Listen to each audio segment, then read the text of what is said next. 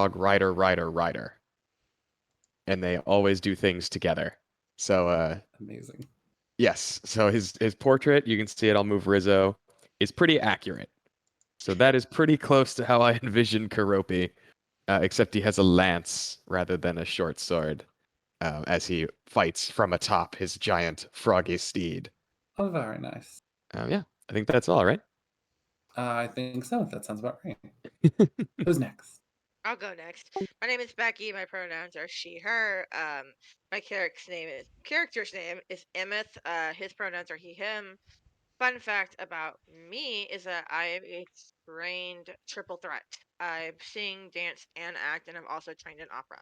Oh, very cool. That's a really fun fact. Ooh. Awesome. Well, nice to meet you, Becky. Oh, I and hope everything else went for you. I'm lazy and just picked the photo because I can't draw. So Oh, you're all good. Nothing wrong with that. All right. Who's next? I can go next. They call me Minty Adam. My name's Adam. And my fun fact right now is that I'm about to buy some more land out in East Texas because I'm going to be looking at relocating in the Quinlan area, probably in the next 4 months or so. Time frame is a little iffy. My pronouns are he, him, though my coworkers call me it. And then also my character that I'm playing tonight is my first time playing it, a rabbitfolk monk, and his name is Hazel Frithrah. Very nice. Very Richard Adams inspired. Nice. I like it. And hey, congrats on the new the move. Yeah. Still figuring it out. I totally understand. Ellen. My name is Ellen, pronouns she, her. I am playing as Pepper tonight. And fun fact about me, not all that fun, but I enjoyed it. I did absolutely nothing today but drink mimosas and play video games and cuddle my dog, and it was amazing. Nice. Very good day. Nice. Oh, that's awesome. Give Remy a pet for me. What's your for new folks? What's your like class and stuff? Oh yeah. He's a half-elf, rogue, and bard. And what's Very same thing nice. for Becky? I don't think we got the kind of class like role information yeah. either. Very true. I knew I'm I sorry. forgot something. I was just like, I'll figure it out It's later. okay. It's a lot. I really should write it down and have like a little pop up or something. He's a high elf ranger. Cool. Oh, very cool. Awesome. Well, hi, I'm Violet. I'm your dungeon master, level 20 as usual. Lately, I feel like level 21. I'm there. I know it's not impossible 21. I'm there.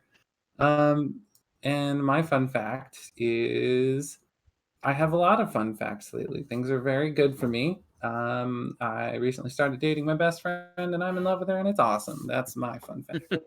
Yeah. Okay. So let me just finish getting one thing put together here.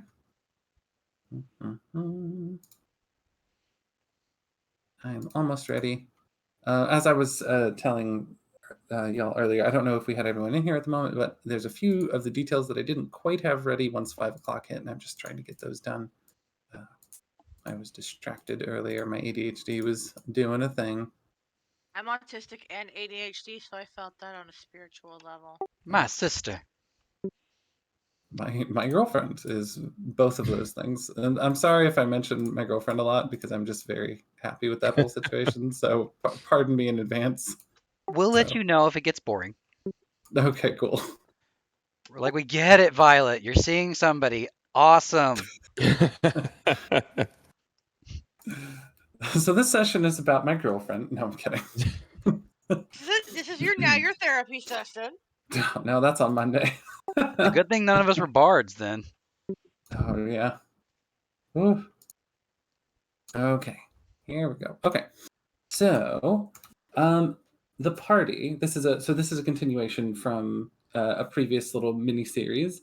The party has been chasing Zug Thadan, a demon prince of hell, who recently enslaved Tuckerthenx, the ancient red dragon. The party managed to save Tuckerthenx and made a deal with him where if the party brings Zugthadan back to Tuckerthenx from hell alive, the party will save the local town of Knotside from enslavement and or annihilation at the hands of Tuckerthenx and also be best friends forever, apparently. Business partners? No, it was best friends. That was part of the deal. It was part of the deal. Pepper made that particular addendum to the clause. And the great red dragon Tuckerthenx did agree to that technically, so it is written. However, when you all were sent to hell using the power of Tuckerthenx, you ended up running into another demon, not necessarily a demon prince, but a tax collector of sorts from hell named Bregdroth. Bregdroth was not hostile to you all, although he was a bit confused as to why the party was attacking his demons and imps and things. But after some discussion and talking about, the weight of one's soul and that sort of thing, it was determined that the party, pretty much everyone in the party, though they did not have any immediate need to be dragged to hell by the tax collection agency of hell, there was possible, future issues with their debt to death. And Bregdroth made a deal with the party where if they kill Zugthadan and bring his soul back to Bregdroth for him to keep instead of Tuckerthenx, the party's soul debt to hell and death, in that general sense, would forever be clear, rendering them essentially immortal. Well, dang, you can't get a better deal from the IRS. It's Yep. real tough to beat that deal. But also, you would be sacrificing the entire town of Knotside. And also friendship. And also friendship with Tuckerthenx, the ancient red dragon. I just kept thinking of Kravitz from the Adventure Zone. It was like the demon tax collector. Yeah, that sounds like Kravitz. Oh yeah. Oh, kind of. Yeah, I didn't even think of that. Sorry. No, you're good. I love the Adventure Zone. It's a little bit like Kravitz actually, but the party ended up kind of not tenuously agreeing to deal with Bregdroth in this matter. Although what they actually do remains to be seen. So we now find the party a little while later, as they have.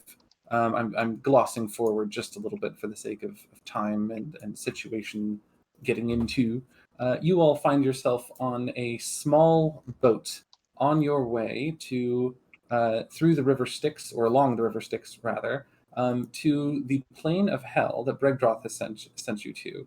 Right before you left, he told you that he has some knowledge, due to his position as a tax collector, of where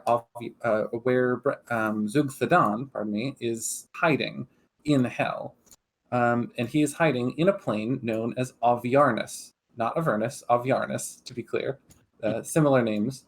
But the party, you all are welcome to roll some religion or history checks, if you like, whichever's better. But I would be surprised if any of you got high enough to know anything about Aviarnus. But feel free to roll them. This is also kind of a Absolutely. test of the making sure everyone can roll properly. Sure. There we are. Karopi, solid roll. Ignore the advantage. It's gonna roll that every time. Oh yeah, no problem. I'll go with the one on the left. Yep. Okay. And I will say, for those of you who were not here last time, namely Hazel and Emeth, I'm going to say that the rest of the party perhaps decided this is a bit too out of their depth and requested of Bregdroth to be sent back to the material plane, and he did so out of the kindness of his, well, whatever he has in there. The rest of you, however, Emeth and Hazel, Hazel, you are actually not here yet. You are not with the party at the moment, but maybe you will be in a bit. Who knows? Emeth, you found yourself through some mysterious circumstances wandering through the tax collection office of hell. If you have a little bit about your backstory, if you could summarize it very quickly, I might be able to come up with a bit more of a compelling reason. Would you like to? I would love to. Basically, he was married, had a family. His half brother destroyed his town with a dragon and killed his entire family and town. Oh, So it would make sense that you would want to potentially avoid another situation such as that for not side. Yeah. Okay. Well, in that case, I think in your quest to, I think perhaps you were in the town of Knotside for a little while before all of this happened, and in the Red Claw problem, which was a few sessions ago, I think you actually died, but you, for some reason, didn't go straight to hell. Perhaps some god had favor on you, and you went, instead of any of the other more torturous planes of hell, you went to the tax collection office, which is arguably one of the lesser torturous planes of hell, depending on how you view that sort of thing. But you weren't being immediately tortured the moment you got in there, unless the sound of typewriters going on into infinity does that to you, which would be understandable. You found yourself wandering through the endless imp-ridden corridors of the tax collection offices, and eventually you found the desk of Bregdroth, right as the party was about to set sail to this other plane of hell. I believe there was probably a short discussion, and you probably made some kind of deal with Bregdroth that involved you getting this soul back to clear your soul debt and going back to the material plane to stop Tuckerthenx. Sounds good. Awesome. So you're new to the party, but you are, you've had, I'm going to say, very brief introductions with them, but aside from that, you know about as much as you do in real life. But either way, you all find yourself on this very small little dinghy of a boat. It's very worn. You can see there are what look kind of like gold coins all over the bottom of the boat that you're in, and there is a very thin skeletal figure wearing a dark, tattered black robe that is paddling slowly the boat that you all are in. The coins on the ground, however, if any of you were to try and reach for them, you notice that they appear just stuck there, like as if you cannot lift them. And the skeletal figure that is sailing you all along just kind of looks at the group of you and just says, so Bregdroth has informed me that you all are to head to Alviarnus. Is that correct? Yes, indeedy. Are you familiar with the bodily changes that occur in Alviarnus? Oh, no. Yes, once we cross the threshold, your physical forms will be changed. Will I be taller? Well, lighter, perhaps. Well, that sounds nice. Yes. Do you care to elaborate? Perhaps. And you see a bony skeletal hand strokes his old, dusty-looking chin hiding underneath his robe.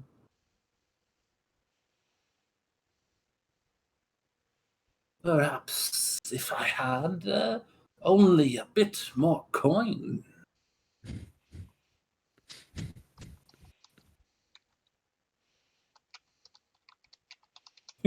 he kind of just lifts up his hood slightly, and you see an empty bone eye socket just kind of peer around at the group of you four. Says, well, no generous souls among you for the ferryman. How much would it cost? But a simple golden coin. Imith tosses one. Okay.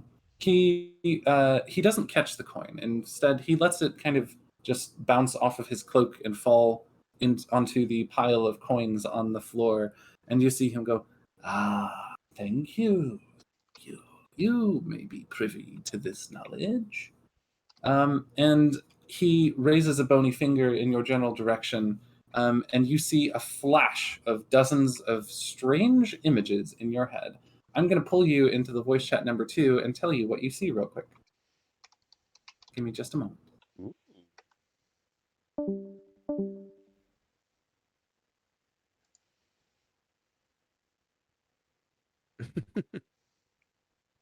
Neat.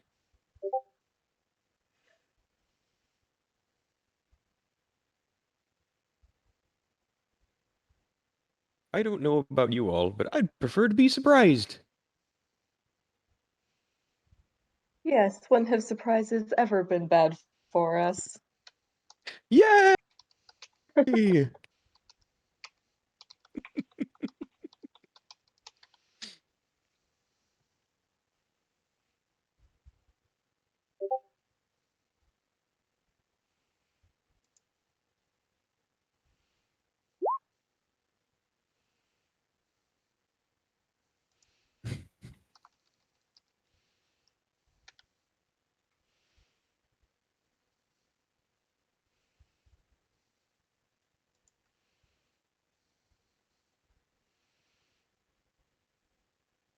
This ferryman seems like a nice person.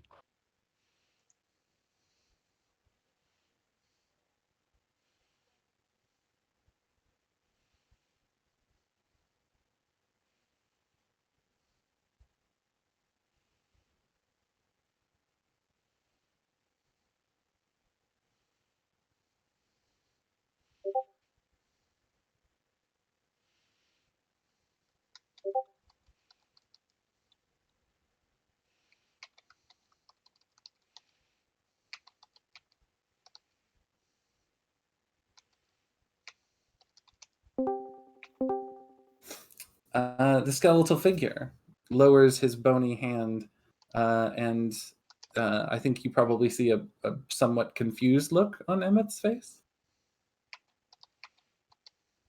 Well, that was a sight.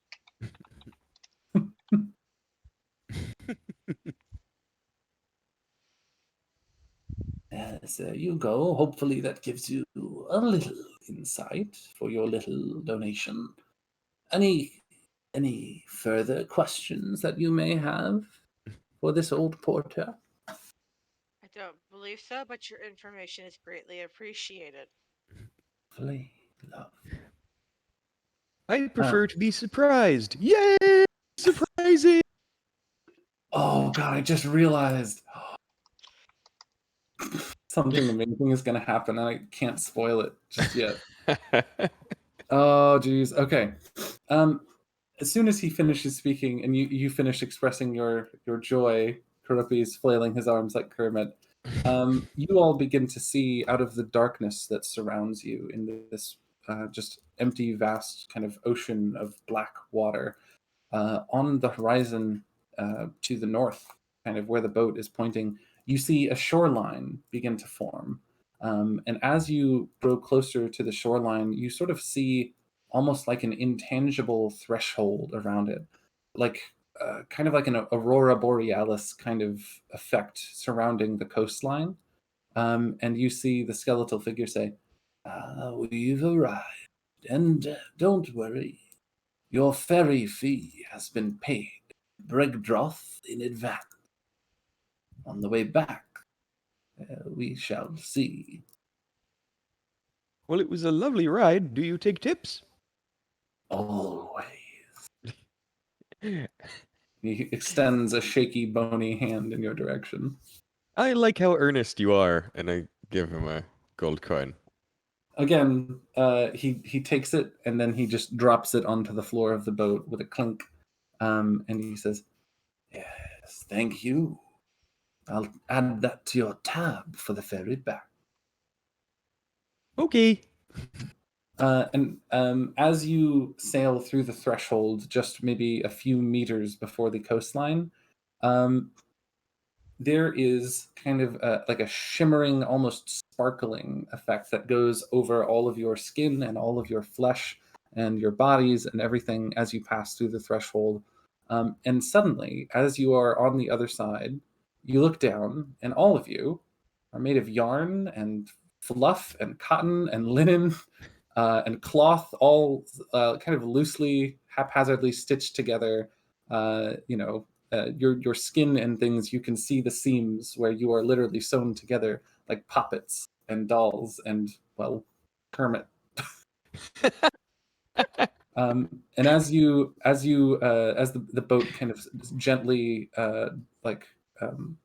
comes ashore with a soft thud, you can see that the sand on this little beach that you are on is all made of little golden beads. Something about this feels very right.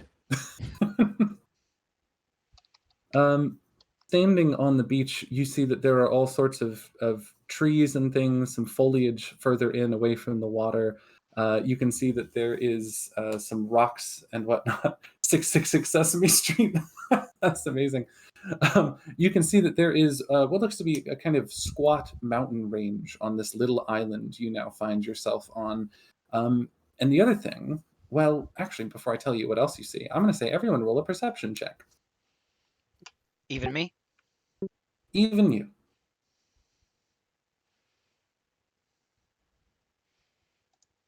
Oh, I forgot I need to bring up Sweetums and Rizzo's character sheets as well. Ye- That did me a fat load of good. Well, Emeth, I think you are more enamored with the sparkling golden beads of the beach than most of the other things around. Yeah. Karopi, however, you are very perceptive. I think Pepper, with the bardic sense that you have, I think you notice something else.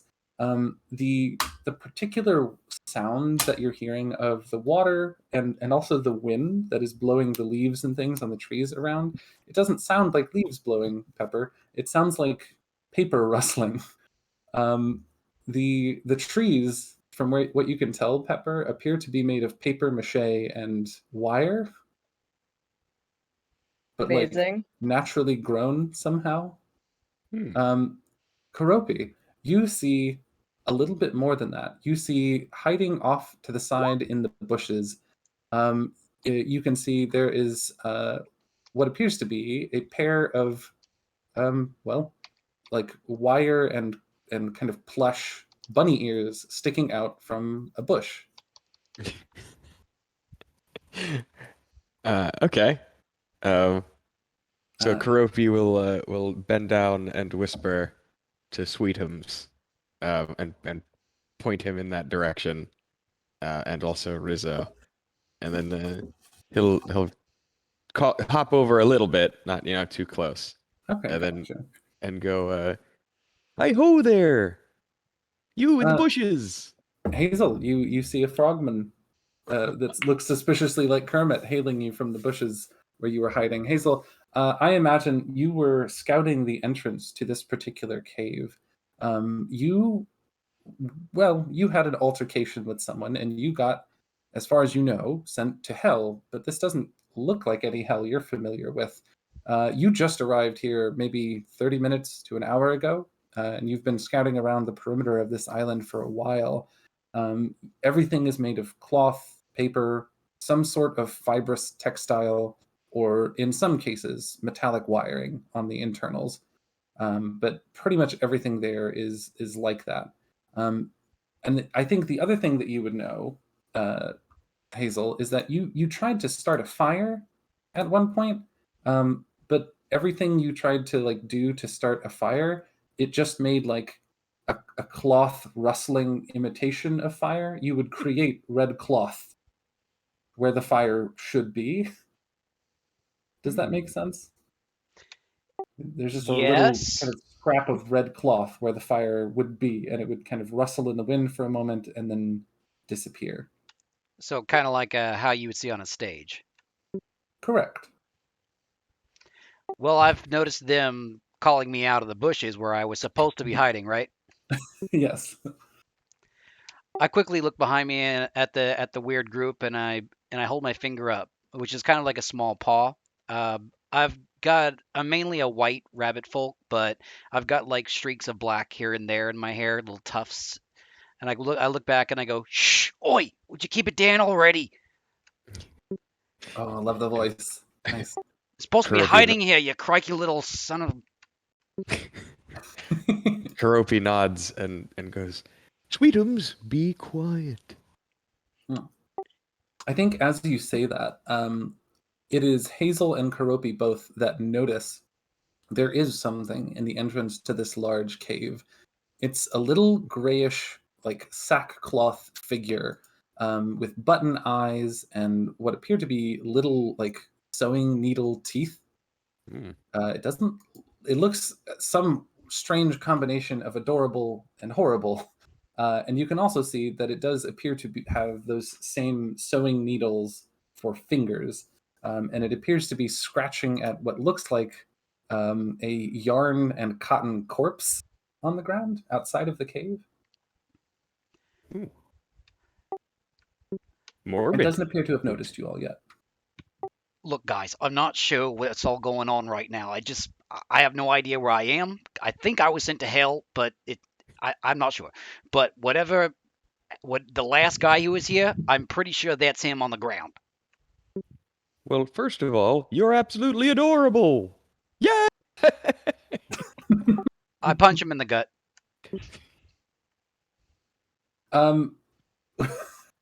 Okay. Have When Mel you on a puppet.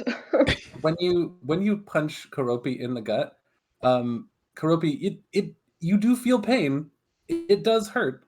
But you just see a little tuft of cotton come out of your mouth. Oh, you gotta be Oh. kidding me. Neat. Good thing nobody played a Hexblade Warlock, huh? Yeah. Everyone, come meet our new bunny friend. Y'all gonna call Emmett- me adorable too? Emmett raises an eyebrow and crosses his arms. See, you I get.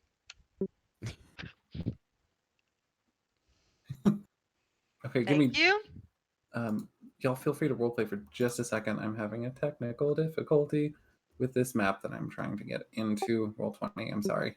Look, You're It's fine. the thing. wherever we are, the rules here are different. I tried to light a fire just about an hour ago, and it just came out paper mache. Paper mache! Well, given that humans are not typically made of yarn and cotton, I would be inclined to agree with you. The question is why? Is that the case? Are humans not made of paper and yarn? No. Oh, wow. Don't look at me. Rizzo. I'm not used to seeing humans anywhere. Rizzo, you may want to remember that for the future. I think Rizzo gives like a little half-hearted croak. So let me get this straight. You're a frog on a frog with a frog. Yes. Perfect. I understand even less than you do. Look, before I ended up here, I was in a tuffle with an old friend of mine. He ended up trying to sacrifice me to some demon, tossed me into a portal, and bam, I'm here. I ended up in a demon's tax collector office. I understand your pain. Weird day. Very. I'm pretty sure we came for fun. So far, so good, to be honest. Yeah, it's a real party here in hell. I think a few moments after this discussion begins, right at the point where the pause has just occurred, I'm gonna say, let me see, who has the highest passive perception here? Everyone, feel free to just kind of shout it out. 15. 15. Passive. Passive perception? Passive perception. So that would be 10 plus your perception bonus. 14. 15. Wow. A perceptive group. Okay.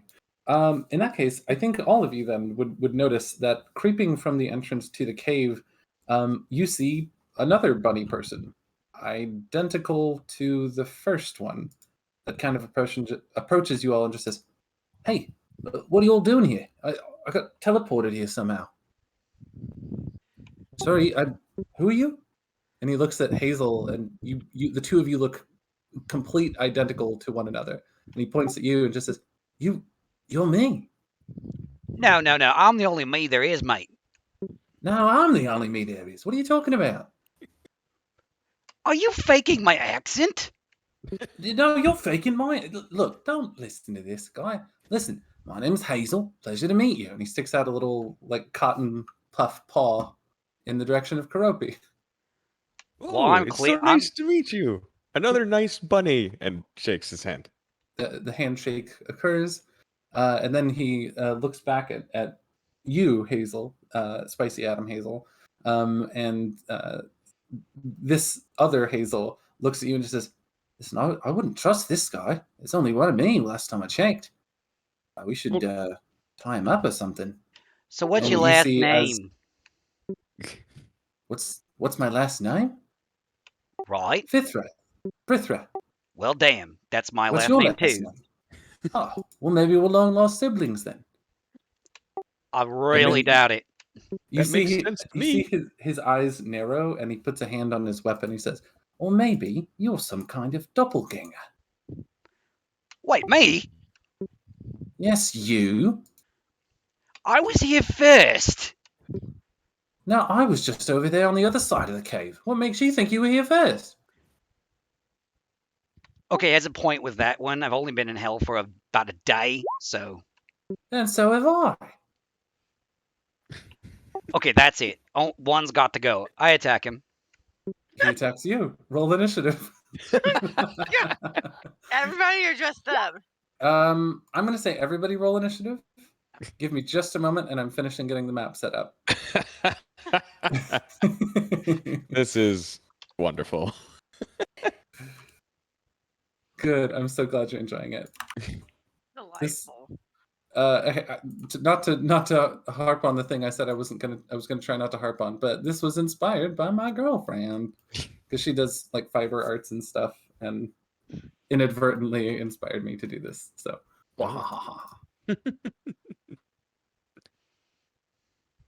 Mhm.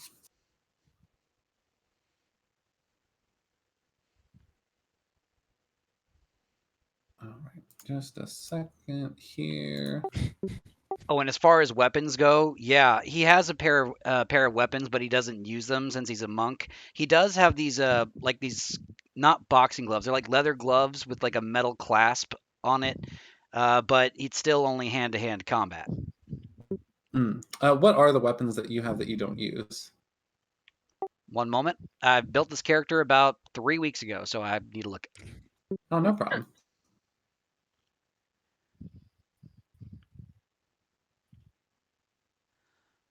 Small knife Small knife. Okay. Well, this other Hazel is holding a small knife and darts.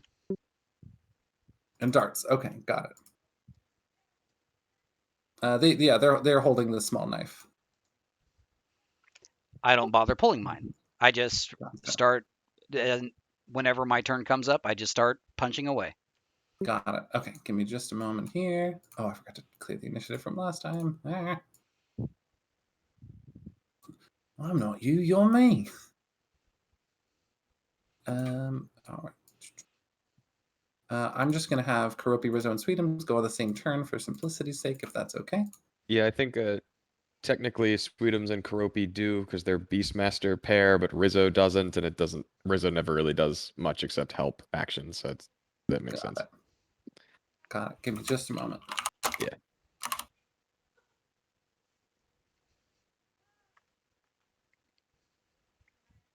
And I know this might get confusing with the two Hazels, but I'm keeping track of who is who, so don't worry. I won't tell them anything. Perfect. Thank you. All right. Because you should have control over one, but not the other. So just do not move unless instructed to do so, I suppose. Yep. Awesome.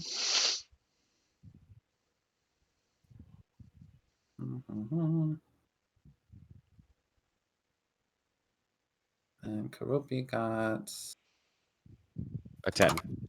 Got it. Cool. Okay. All right. Pepper, you are the first to have the opportunity to react. You see the Hazel on the left lunge at the Hazel on the right. The one on the right is holding a knife, I will say, which I don't know, may give it away to y'all to some degree. But the one on the right is holding a knife. The one on the left is not. However, the one on the left is the one like striking first. Would you like to do anything, Pepper?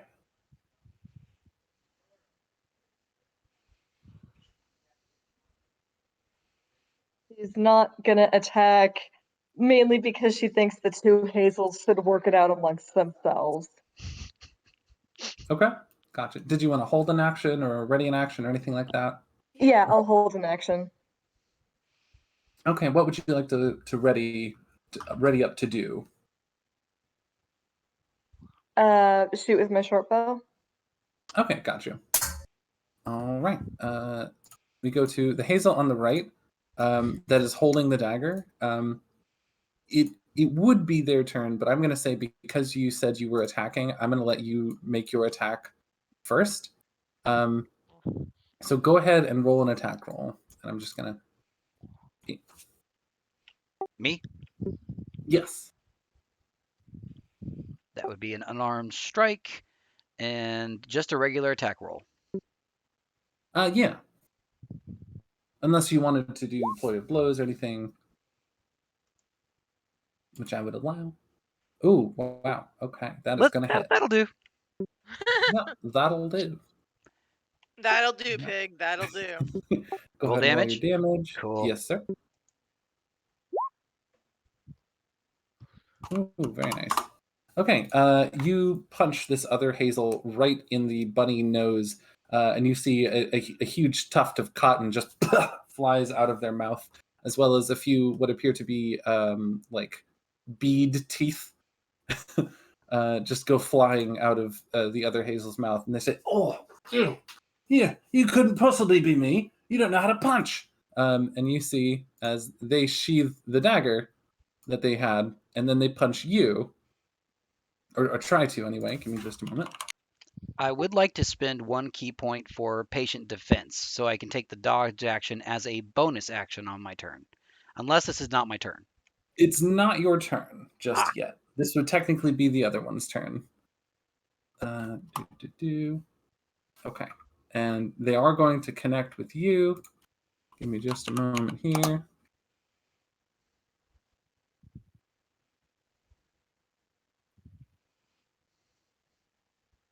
Ooh, okay. Give me just a moment. So they're going to make 2 punches at you for a total of 10 points of damage. Oh, hold on. 10 points? 10 points of damage with 2 punches. Okay. Mm-hmm.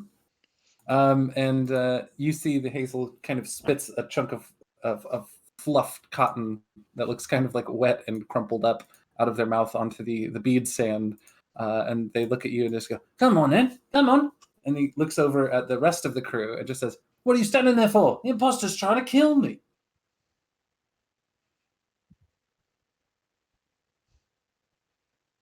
Would anyone care to say anything to that? Oh, yes, absolutely. Hey, perfectly symmetrical violence never solved anything. Love it. Oh my gosh. Emeth, it is your turn. Okay. Elf speed is 30 feet, right? That is correct. That would be 6 squares. I'm gonna move back 2 squares, and then I'm gonna use my longbow on the one on the right. Okay. This one sees you aiming at them, and they go, "No, the other one, the other one." And it does it anyway. Okay. I literally don't know what I rolled there. Oh, yeah, Oh, that'll I do. believe that is going to hit. Go ahead and roll your damage. And then also, because I'm a Colossus Slayer, and when you hit a creature with a weapon attack, the creature takes in 1 extra d8 damage if it's below its hit point maximum. This particular individual is, so go ahead and add that as well. Cool. So I'm gonna do the piercing damage for that. And then here's the extra 1d8. Got it. Okay, so 9 points total. Yep. Awesome.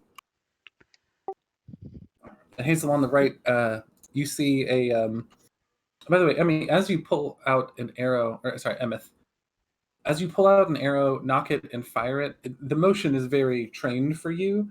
But as you're firing it, you realize that you are firing a large crochet needle, and it rips right through the right Hazel's shoulder and pulls a huge chunk of like thread and yarn and cotton out of it in a pretty visceral fashion, knocking the other Hazel's shoulder back.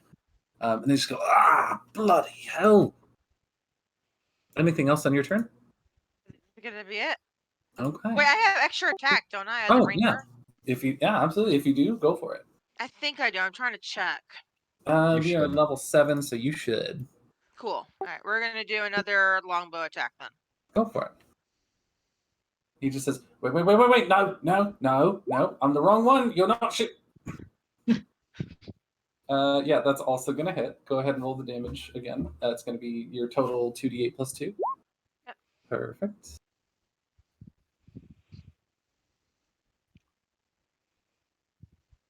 And you can roll that extra d8, unless is that just once per turn? Yeah, Or it's once per turn. Got it. Thank you. All right, so 4 more points of damage. You see as another crochet hook kind of shoots through the arm of the left Hazel, and rips a whole bunch of fluff out again with that kind of sound. And the Hazel just says, "Ah, damn it! You're going to murder the wrong one. You're killers. You're murderers. You must be insane." And then Karopi, it's your turn. I don't like this one bit. Sweetums, let's do something about it. So, first, Sweetums is going to go for a non-lethal attack on the Hazel on the left. First, and so let me. Can I roll straight out of this? Yeah, should be. Normal roll. There we go. All right, so that's only a 9, so that's not gonna hit that time. No, not quite. And then Rizzo is going to give Karopi the help action so that he can attempt to shove the right Hazel to the right. And that should be a contested athletics check. Yes, sir. Um, Hazel, what's your strength score? 1 second. Oh, and also, are you proficient? Strength I should just ask, what's your athletics bonus? Athletics bonus is just a +0. Ah, okay, got it. is to meet or beat a 14. Got it. It does not. The Hazel on the right is shoved back 5 feet. Oh, sorry, there's a black dot there. The Hazel on the right is shoved back 5 feet. It does not provoke attacks of opportunity because it was forced movement. Right. But the Hazel stumbles backwards from the froggy shove, and then just say, What are you doing? You're attacking the wrong one. Jeez, get this crazy man off of me." And you see as he puts his hands up in surrender. Okay, and then Sweetums will hop us into the middle. Mhm. And Karopi will say, enough out of the both of you. If you can't be friends, then you'll just have to learn to be friends. I love the logic. Buddy, I just met you. Oh, I just met you. I ain't talking to you. You. No, I'm talking to you. Ugh. That's right. Talk it out. Listen, there's only room enough for one Hazel on this particular hell island, and it sure as hell ain't you. There's plenty of room. Look at it all. It's everywhere. No, that's not. That's not what I meant. Like metaphorically, there's not enough room. Like philosophically. I still disagree. Rizzo, what do you think? Amos is rubbing his temples. This is annoying him. I'll be more than happy to lay my weapons down. And he shakes his hands, one of which is currently leaking fluff. I look at the others and I'm like, don't you dare laugh at that.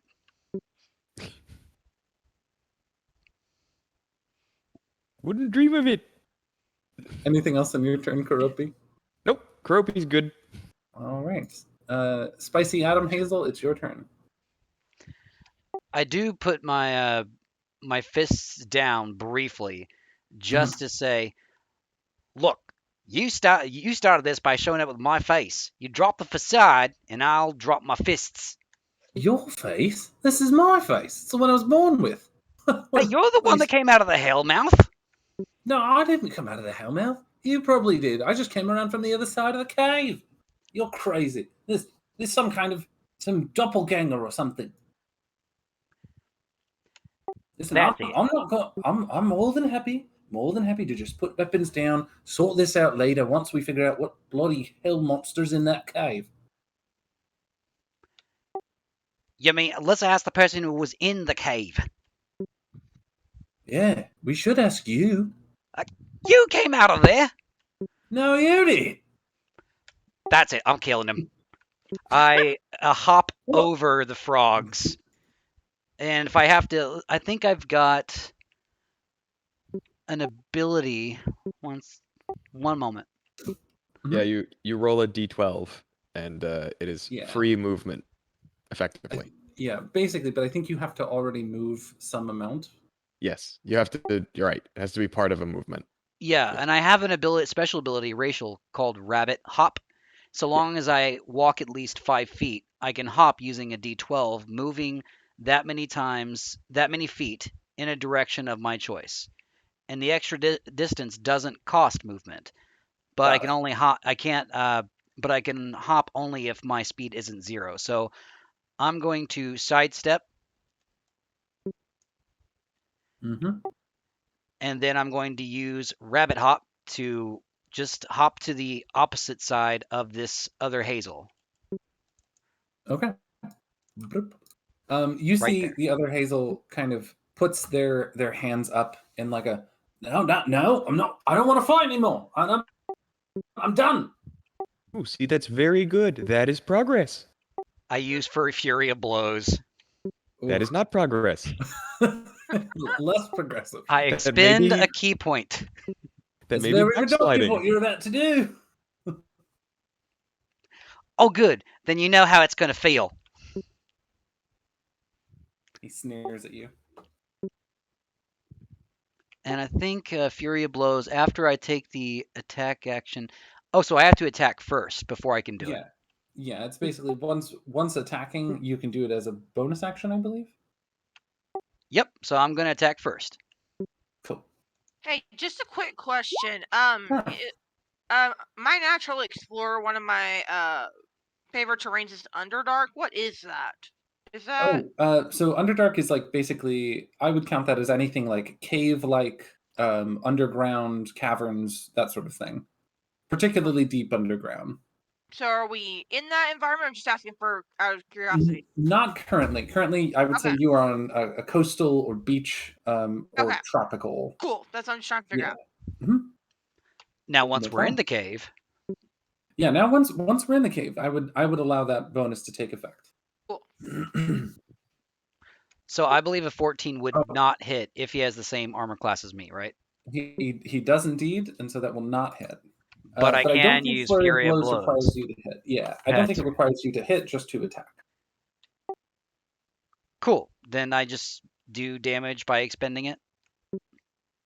We still have to roll attacks for each of the Flurry of Blows attacks. Gotcha. How many? So I'm only doing one. You get 2 more hits. So 2 more hits. Okay. Yeah, it basically instead of using your bonus action to do 1 extra punch, it lets you do 2 extra punches. Oops. And then you're a dragon monk, so you may have some extra stuff as well. That is true. I've never made a dragon monk, so I don't know. Okay, so I think the first one is the. I wasn't trying to roll it twice, so. Let me see. Oh well, so you did 2 more bonus attacks, or 2 more Flurry of Blows attacks, so it'd be the 20 and the 21. Yeah, and Yeah, I expend the 2 that'd key be points to do it. Okay. Oh, is it 2 No, for Flurry of Blows? It's 1. I think yeah, it's a it's just key one. point per attack, isn't it? No. It is. I don't think so. So basically, at any time, because your fists count as light weapons, you can use a bonus action to make a single Flurry of Blows attack. Or, I'm sorry, to make a single unarmed strike, right? As a bonus action, because your fist counts as a light weapon. Huh. To do Flurry of Blows, you're basically spending a key point to give you 1 more of those. Does that make sense? So only the first Flurry of Blows would be acceptable. I'm not sure what you mean by acceptable. A monk using Flurry of Blows gets 3 attacks until you hit like Yeah. level 11. Yeah. So you have rolled 3 attacks. So there are 3 you attacks did, there. yeah. Oh, And the other okay. 2 attacks do connect, so you can roll the damage for those. And Cool, I cool. just checked, as the Ascendant Dragon, you can choose what damage type to deal: bludgeoning, acid, yes. cold, fire, Thank you. lightning, or poison. Aside from that, there's no other interactions. Fire it is. Okay.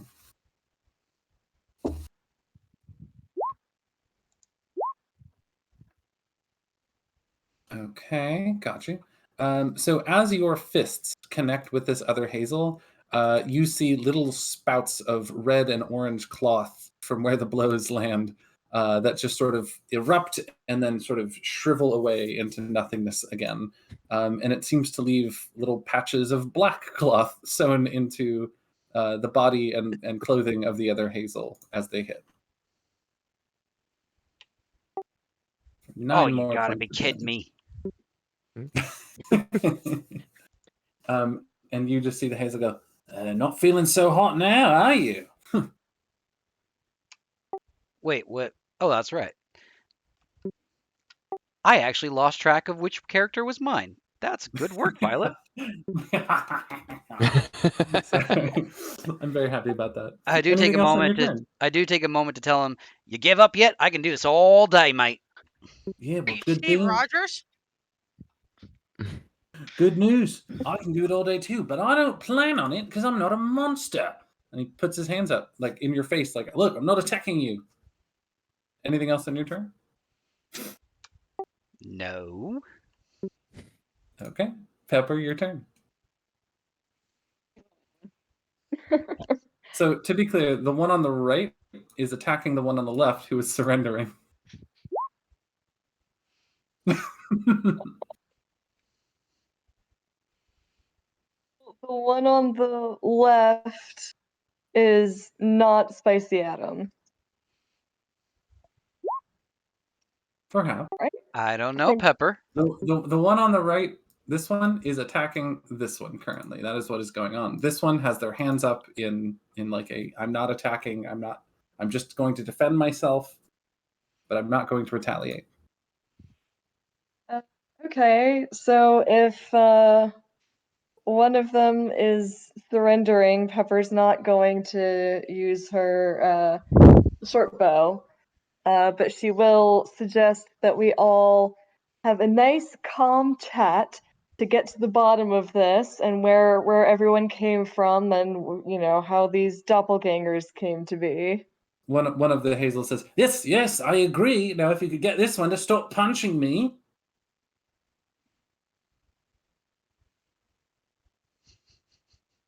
Other Hazel, your thoughts?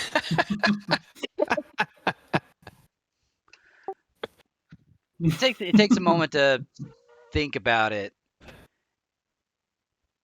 Hesitantly lowers his fists, looks at the rest of you, and says, "Well, you just met me and this guy. I guess you guys really don't care which one of us is which, do you?" Nah, they probably don't.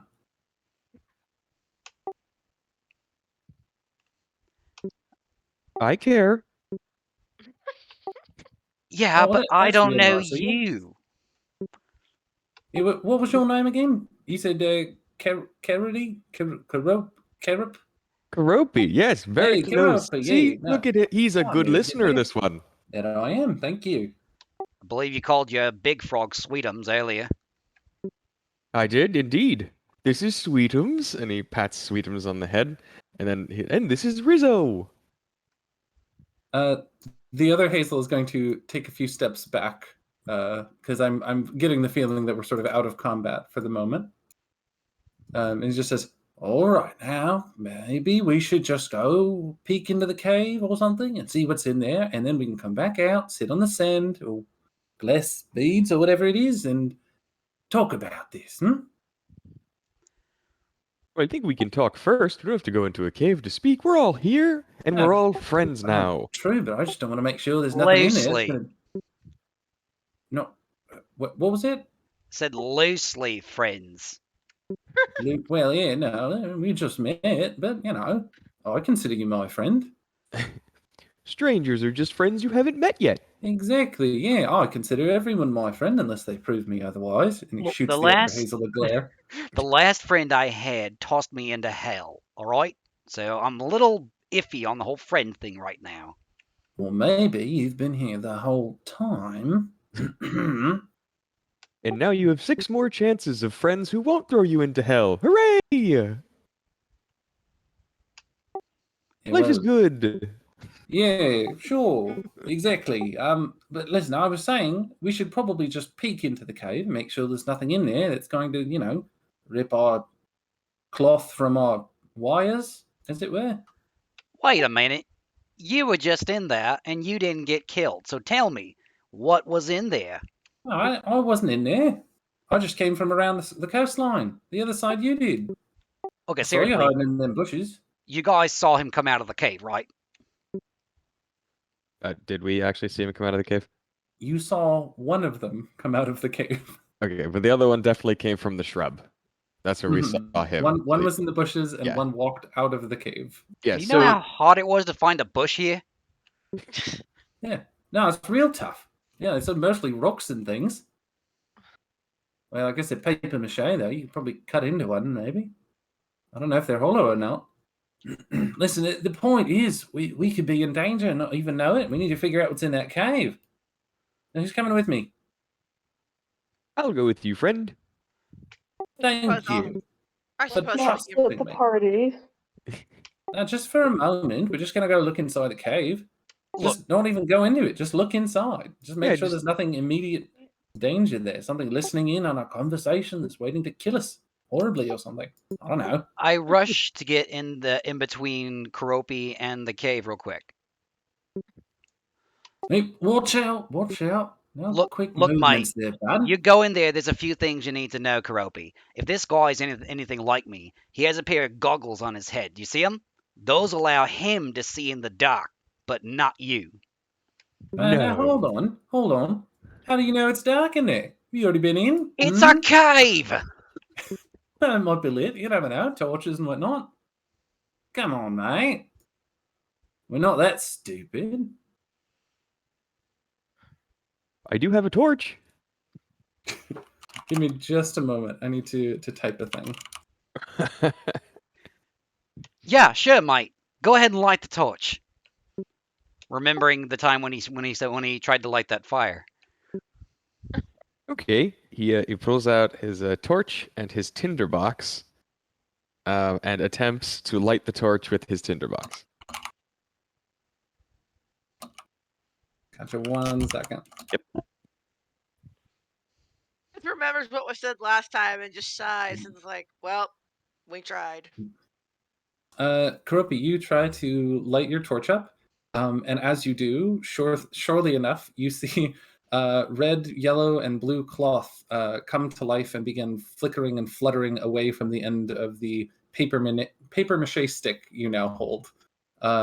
It does not emit light. You do notice, however, that there does seem to be kind of some sort of low-level lighting everywhere. Now that you have a moment to kind of take, notice of your surroundings, you all look around and you see that there is a blue sky, but there's not really like a sun. It's just kind of flat blue with what appear to be painted clouds on a dome over you all. And as you kind of look for a sun, you appear to see something up in the sky that is emitting light, but it's not nearly bright enough to be called a sun.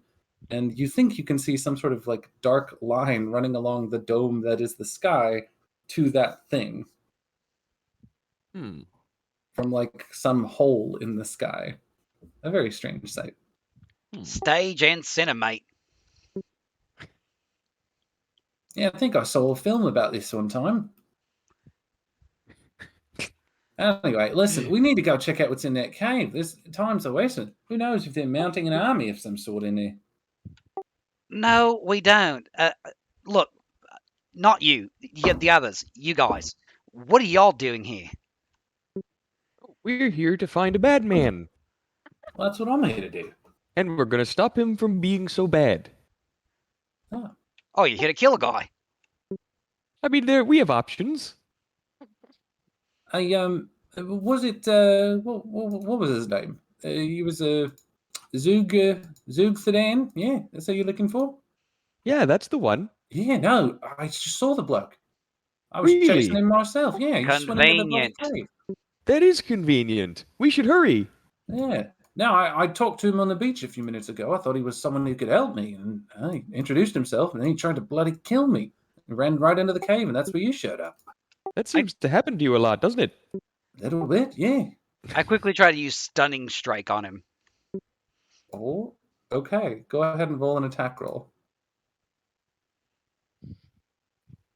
And I believe it's a Constitution saving throw. Mhm. Right. Got you. I believe that will beat your AC, right? The 17? 15 is the armor class. Gotcha, yeah. His stats are equal to your own, so 17 will hit. And then go ahead and roll a Constitution saving throw for him, just for simplicity's sake. There we go. I believe that does save against the effect. Go ahead and roll the damage for the unarmed strike, though. Right.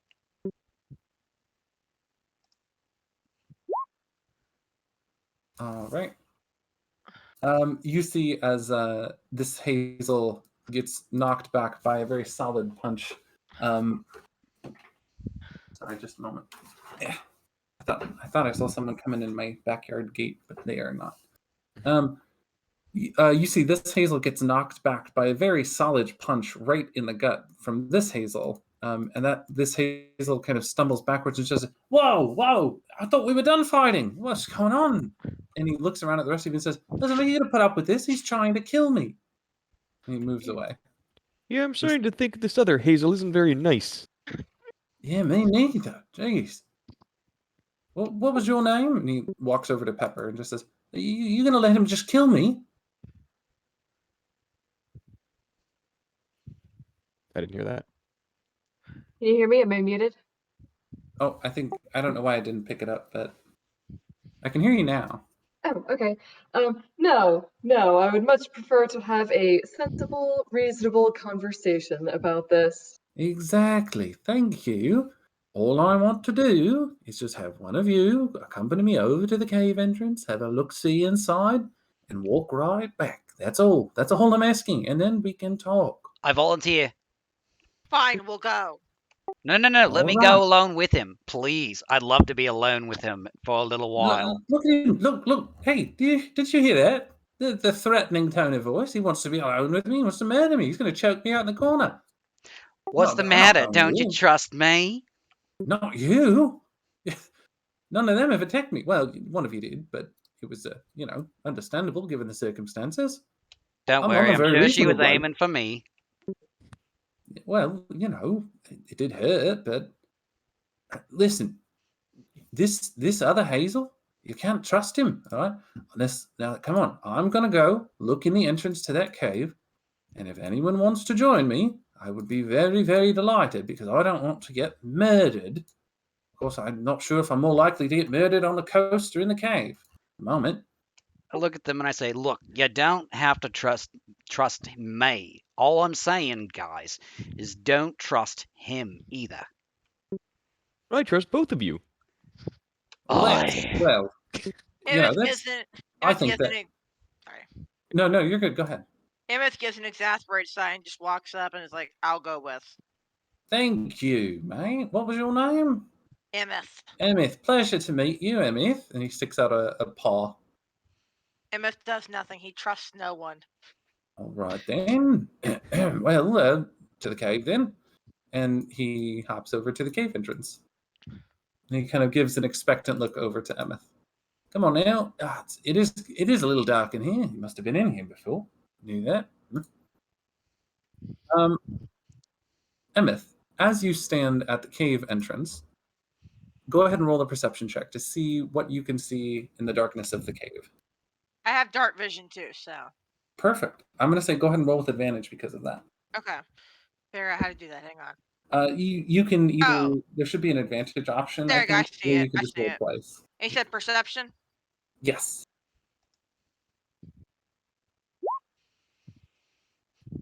Oh, very nice.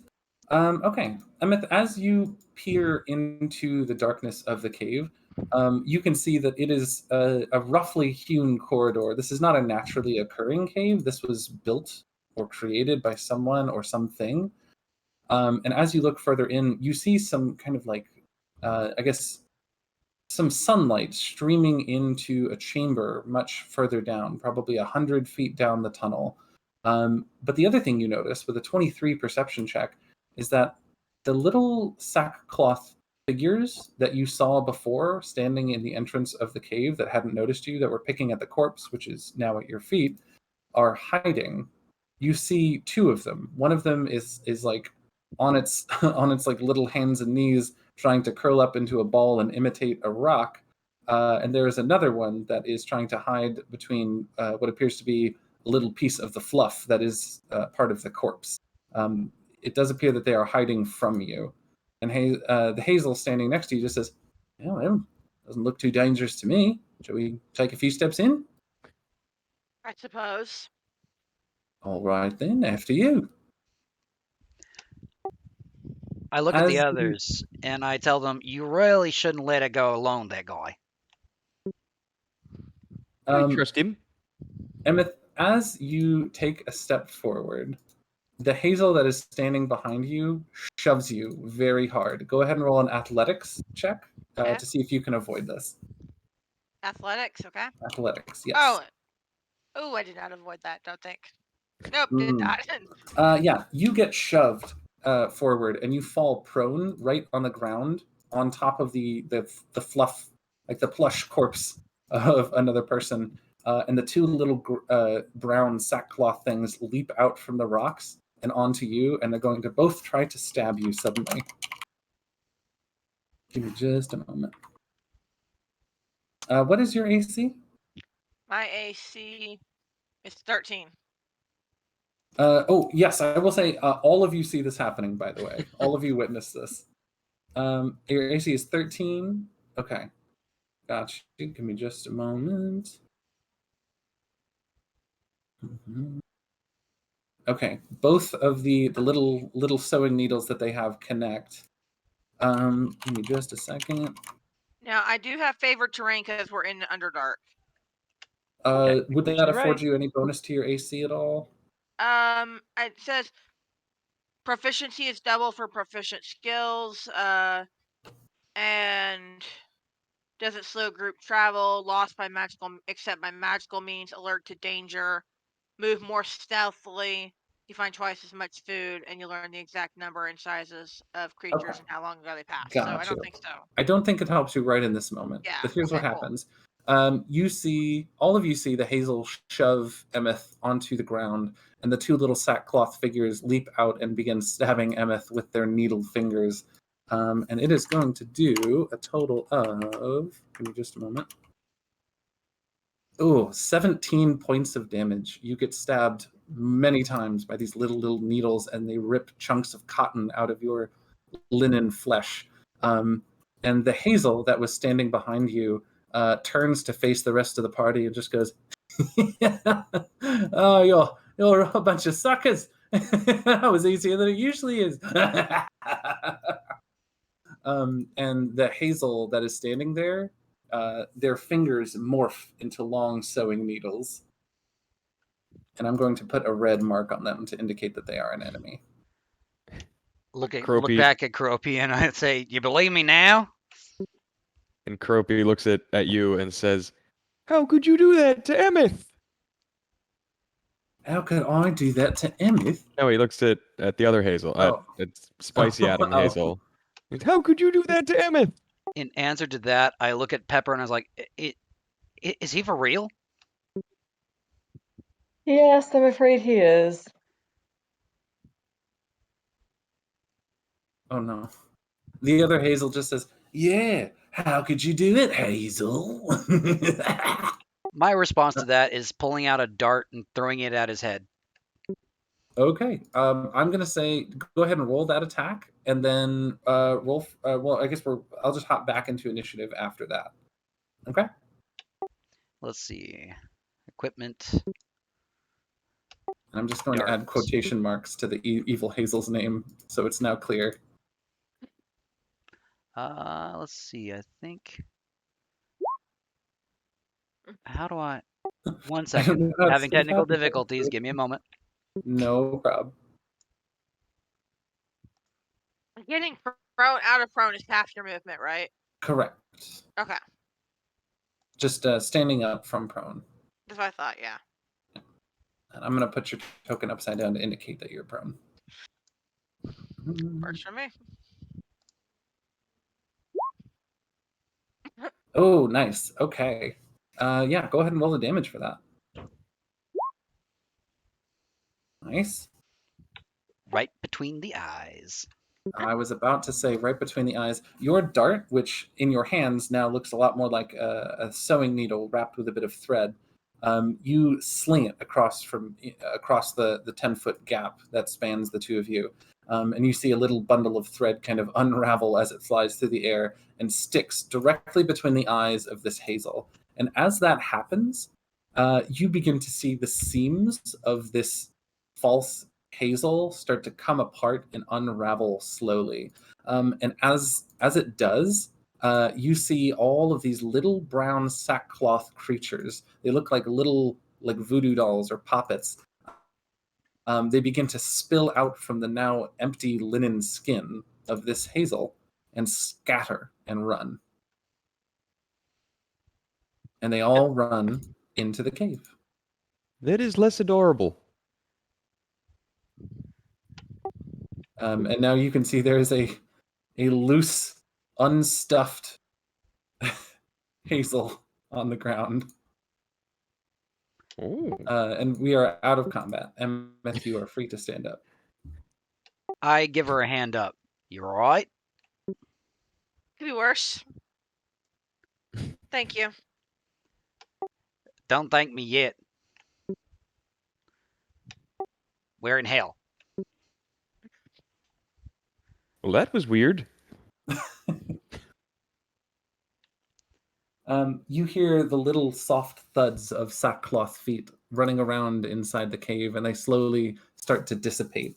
As you look around at the coastline, you can see the water that is kind of rushing in and out. Is actually a very nice looking blue. If you look a bit closer, you realize it's a large sheet of paper that is rolling up, curling up, and then uncurling onto the beach over and over again.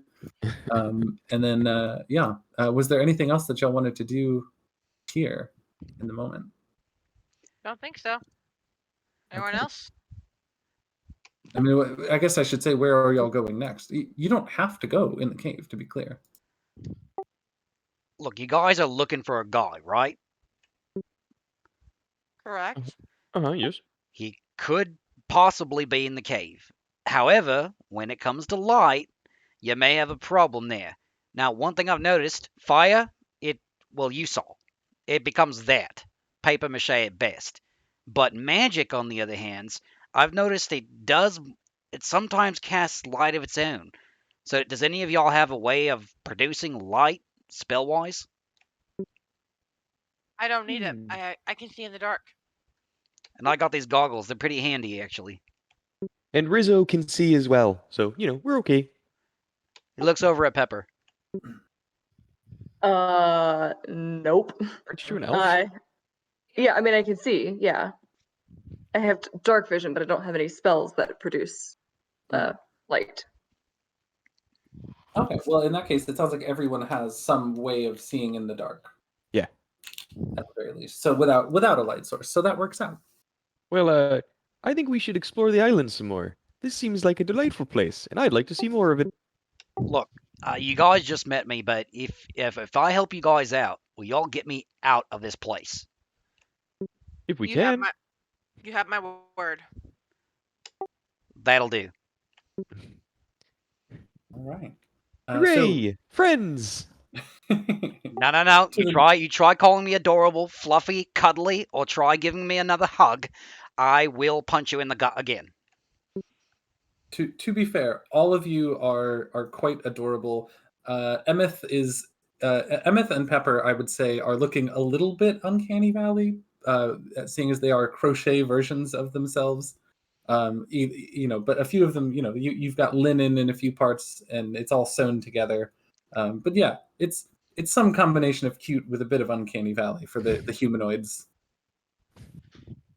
What if I just call you delightful? That is acceptable. Hooray! I was getting Nixon from that for a second. That is acceptable. So Karopi sees a path over there, Oh. that way. All right. Well, I was about to say, to the north, you see the cave. To the east, you see a path that seems to wrap up alongside the squat mountain that encompasses the cave. And then to the west, you see a rocky, rough shoreline that is mostly inaccessible, save for a very, very narrow path. And then, of course, to the south is the paper ocean. Rizzo and Karopi and Sweetums, as you travel to the east here, and you kind of get over in this general area, go ahead and roll a perception check. Okie dokie.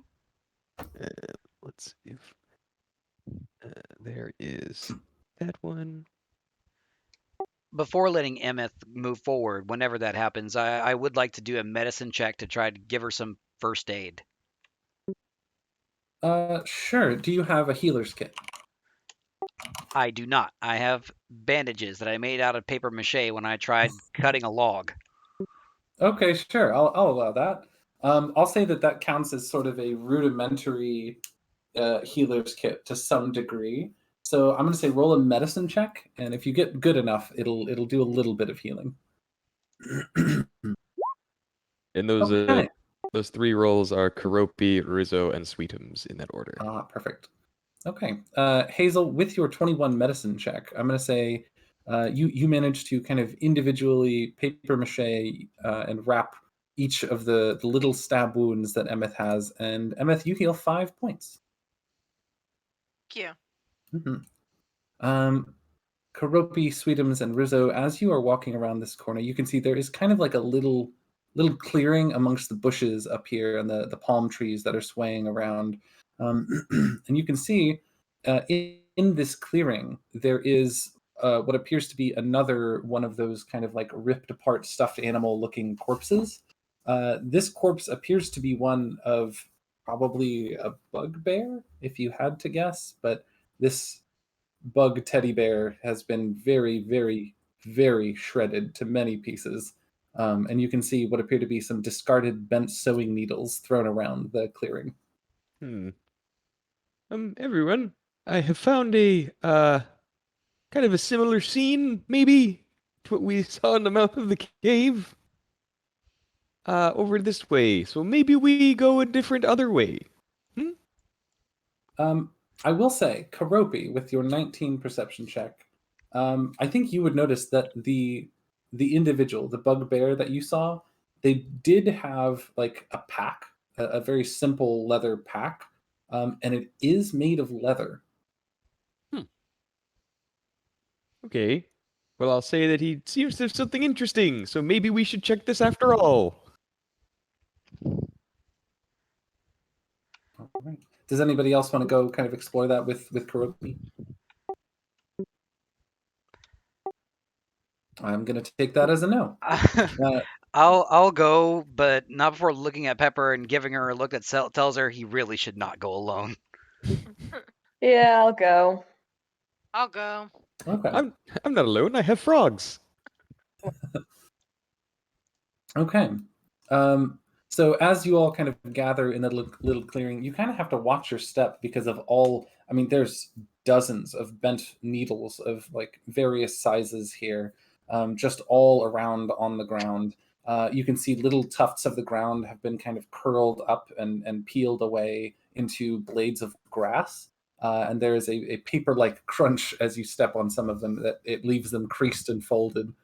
And you're noticing that the creasing of the paper grass actually kind of makes it easier to identify footsteps and things. Would anyone care to roll an investigation check to see what actually happened here? I'll do it. I have a +5 in investigation. Oh, very nice. Hey, Pepper, I see you got a 9. Yeah, nothing. Yeah, Awesome. Oh, it's better than I thought it did.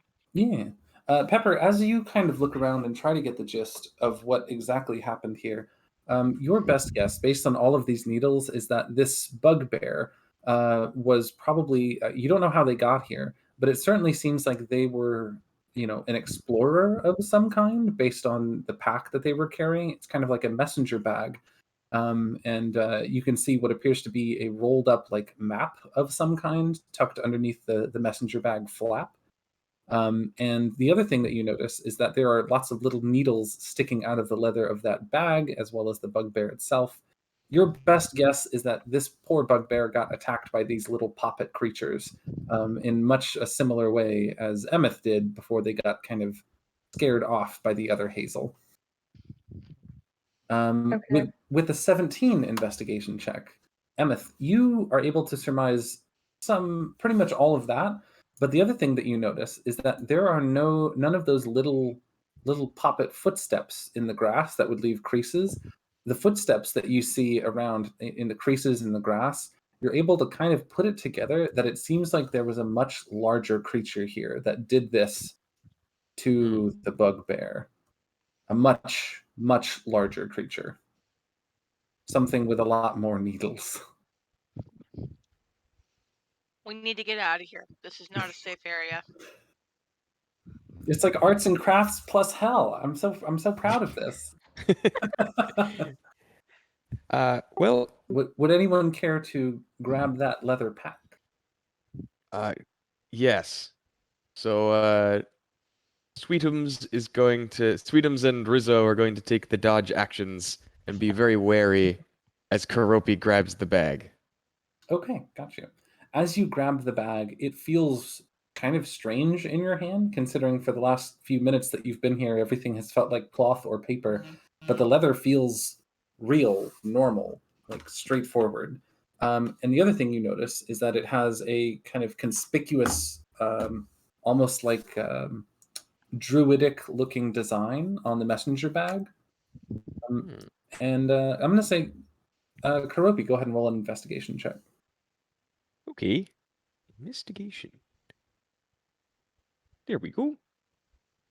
Nailed Okay. it. With the 6, this bag is this bugbear was probably a druid of some kind, and it seems like they took great pride in decorating this bag. It completely escapes you, however, how it might possibly not be cloth. It's leather, which is still kind of like a cloth, but all of your leather things and all of everyone else's leather things have all been turned to linen. So what gives? What do you got there, Karopi? Yes, we'll hop back and with the bag and say, everyone, look, it's still what it's meant to be. It doesn't seem to be a stuffed bag, though it could be stuffed with, other things. I did not follow any of that. I'm gonna open the bag. Detect Okay. magic on it first. Okay. Okay. As you cast Detect Magic, your vision shifts and you begin to see the familiar, color hues emanating from things and people that are enchanted with magic. You see enchantment magic coming from this bag. In fact, a fairly powerful enchantment magic. I'm going to say roll an Arcana check, Pepper. And actually, you know what? I'm going to say roll with advantage because you're using Detect Magic. Okay. With a 9, this bag is 1 most point. certainly magical. In what way? You don't know, but it's definitely a magic bag. Well, I guess I'll open it then. Okay. You flip it open, Karopi, and you see the map that was tucked under the flap kind of tumbles out and unfurls a little bit. You can see a very crudely, not drawn, but embroidered map on this paper map. And it appears to be roughly in the shape of an island. And you can actually see there is a little cave embroidered into it as well. And as it kind of unfurls there, you also look into the rest of the bag. As you peer into the messenger bag, it just kind of looks like an empty blank space.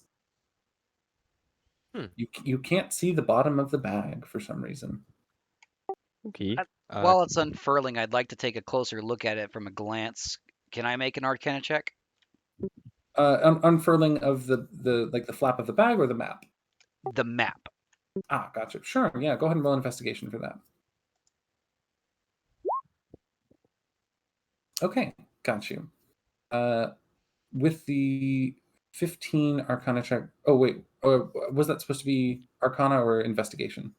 It was supposed to be Arcana. I'm confused. Are you looking at the map? Well, I was looking at the map using Oh. Arcana. I was trying to figure out why it's different than the bag. Oh, gotcha. Okay. In that case, with a 15, I think you would notice the map itself is not magical. It is the bag that is enchanted, and it seems like enchanted objects retain their form here. I do share that little fact with the others. Hmm. The only reason this has not turned to linen and sackcloth is because it is enchanted. It's magical. Hmm. The So- magic somehow protects it. So Karopi will take his torch and put it in the bag, or Got attempt you. to put it in the bag. Got it. Give me just a moment here. Mhm. All right. Go ahead and roll the d12 for me. Okay. While he's doing D12.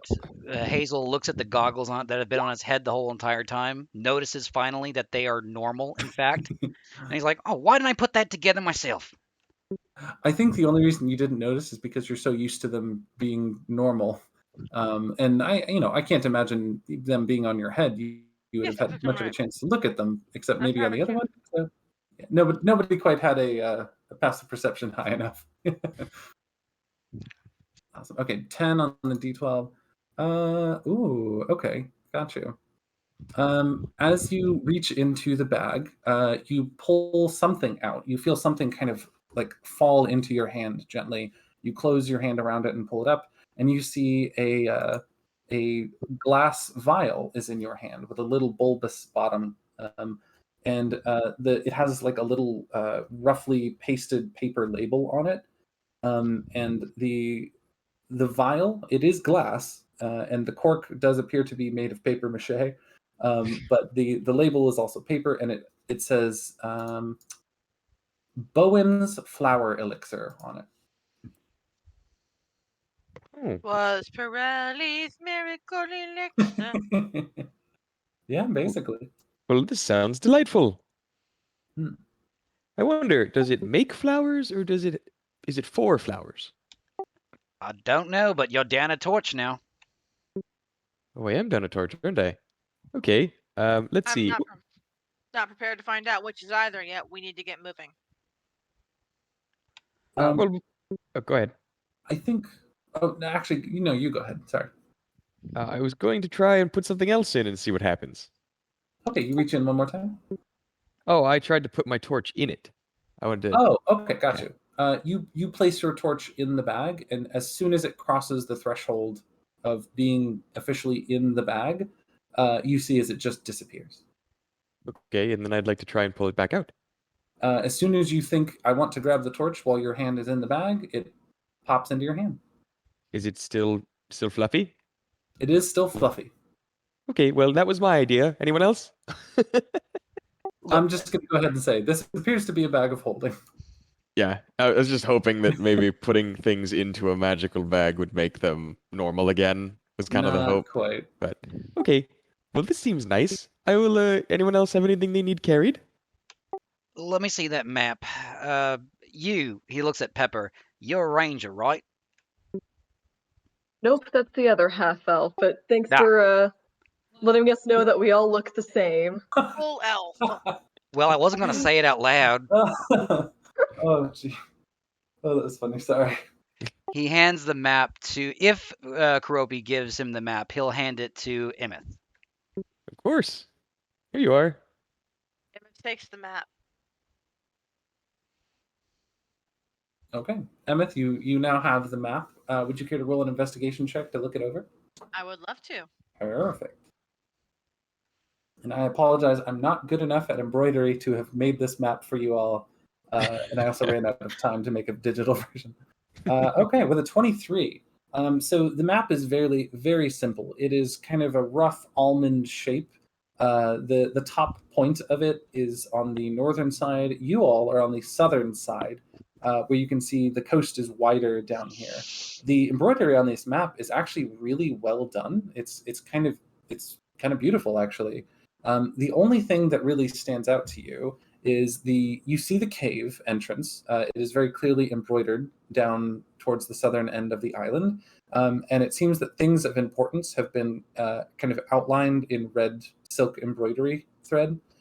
And so you see the cave entrance is embroidered, circled in red. And then you also see at the very top of the squat mountain that sits in the middle of this island, you see a skull symbol at the very top. And it seems to have been embroidered with little delicate dragon wings coming off of it. Ooh.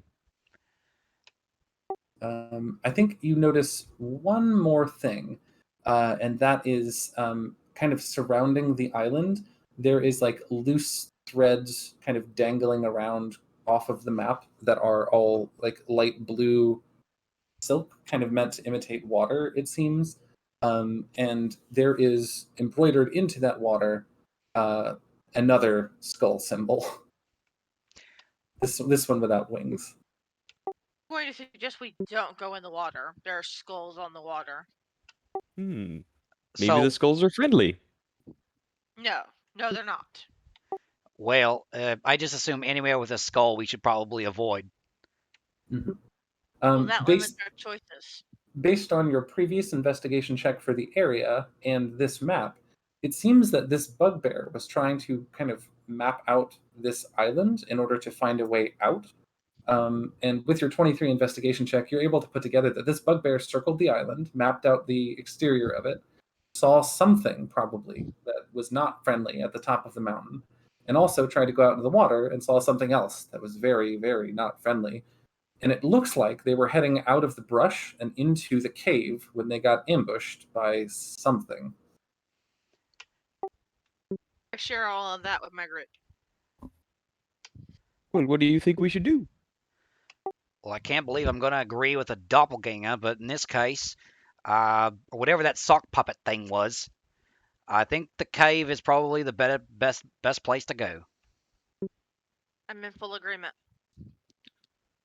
All right. Y'all kind of head back over to the cave entrance. And I think before we go into that, because that's kind of the next little part of the adventure, we're coming up on 7 o'clock where we normally take a break. Do y'all want to go ahead and take a little bathroom break, and then we'll come back and That'd be finish great. this up? Cool. Yeah. Awesome. Yeah, All right, that well, sounds good. let's take I'm going to say like a 15-minute break because I want to go get something to eat. I'm surprisingly hungry. Yeah, we'll reconvene right at 7 o'clock. And a Sounds hungry good, thanks. DM is a hangry DM. And you Hey. don't want to see me when I'm hangry. No, I'm just kidding. But yeah, we'll reconvene at 7, and who knows? Will you escape the yarn hell? Only time will tell. Only time will tell. See you soon. See you soon. Bye. Later. Yeah.